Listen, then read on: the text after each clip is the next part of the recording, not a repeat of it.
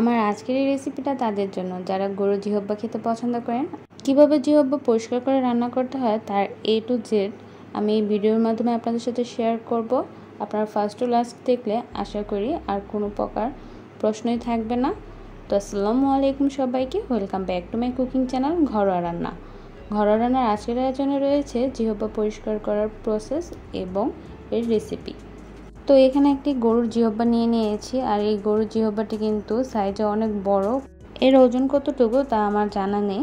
তো জিহব্বাটি একটু ধুয়ে তারপর ফুটন্ত গরম পানিতে দিয়ে দিয়েছি। তারপর ঢাকনা দিয়ে 10 মিনিটের মতো এই জিহব্বাকে সেদ্ধ করে নেব।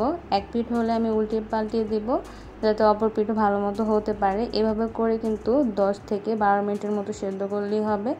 তো গরুর জিহব্বাটি সেদ্ধ হয়ে গিয়েছে, এবার পানি থেকে উঠিয়ে নেব। একটু ঠান্ডা হলে দেখতে পাবেন যে খুব সহজেই কিন্তু এর উপরের যে মোটা চামড়াটি রয়েছে তা উঠে যাচ্ছে।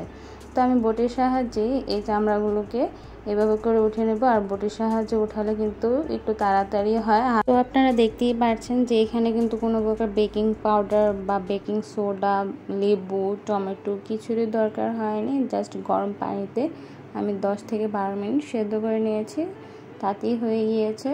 তো এভাবে করে আমি সবটুকু জিহব্বা পরিষ্কার করে নিয়েছি।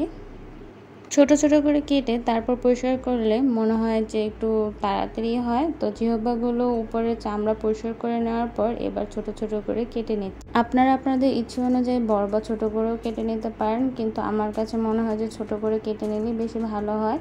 আর এই জিহব্বা দিয়ে কিন্তু আপনারা ভুড়িও রান্না করে খেতে পারেন।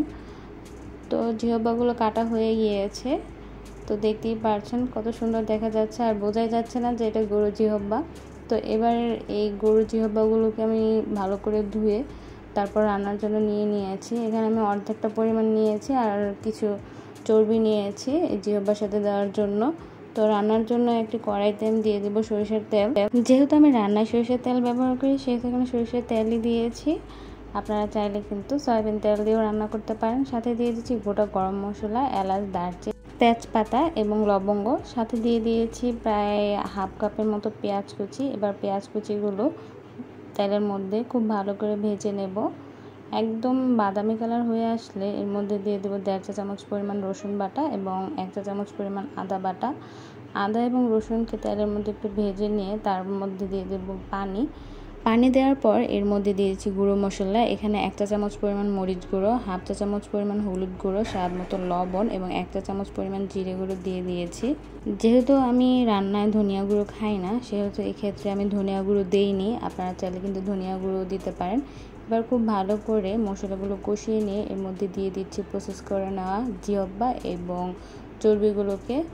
চাইলে কিন্তু আপনারা এখানে ভুঁড়ি অথবা মাংস দিয়েও এই জিহব্বা রান্না করতে পারেন। তো মশলাগুলোর সাথে জিহব্বা এবং চর্বিগুলো খুব ভালো করে মিশিয়ে নিয়ে ঢাকনা সহযোগে খুব ভালো করে প্রথম অবস্থায় কষিয়ে নিতে হবে। জিহব্বা এবং চর্বিগুলোকে খুব ভালো করে কষিয়ে নেওয়ার পর এবার এর মধ্যে দিয়ে দেব 1 কাপের মতো গরম পানি। তারপর আবারও একটু নেড়ে চেড়ে কিছু কাঁচামরিচ দিয়ে ঢাকনা দিয়ে আরও কিছুক্ষণ রান্না করে নেব। তারপর যখন ঝোলটি একদম মাখা মাখা হয়ে আসবে ওই পর্যায়ে দিয়ে দেব হাফ চা চামচ পরিমাণ জিরে গুঁড়ো এবং হাফ চা চামচ পরিমাণ গরম মশলা গুঁড়ো।